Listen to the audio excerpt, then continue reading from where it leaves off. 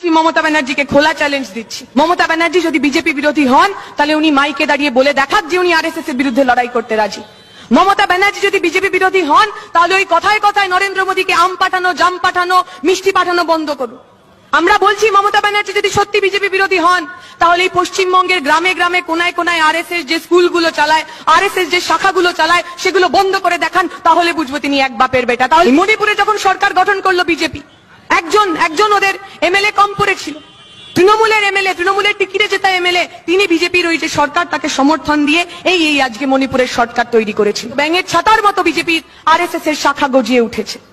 আমরা দেখেছি আরএসএস করা লোক, তিনি তৃণমূলের প্রার্থী হয়েছেন, তিনি বলছেন যাদবপুরে যে হ্যাঁ আমি আরএসএস করি। আমাদের মনে আছে মমতা ব্যানার্জি মাইকে বলছেন যে বিজেপির সঙ্গে আমাদের শত্রুতা রয়েছে, তবে আরএসএস এর সঙ্গে তো আমাদের শত্রুতা নেই। বিজেপি বিরোধী এই যে আন্দোলন, এই আন্দোলনে আমরা প্রথম থেকে রয়েছি। মমতা ব্যানার্জি জল মাপছিলেন, তৃণমূলকে টাইট দেবো, তৃণমূলকে টাইট দেওয়ার জন্য বিজেপিকে ভোট করুন।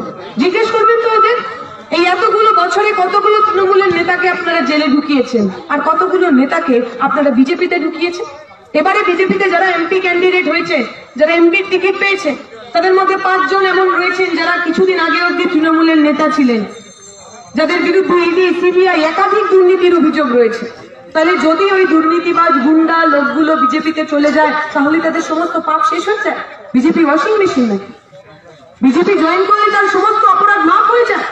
আপনাদের মনে হয় যে লোকগুলো তৃণমূলের চোর ডাকাতকে নিজেদের দলে নিল তারা কোনোদিনও আপনার পরিবারের ছেলেমেয়ের চাকরি, স্বচ্ছ নিয়োগ তার জন্য লড়াই করতে পারবে?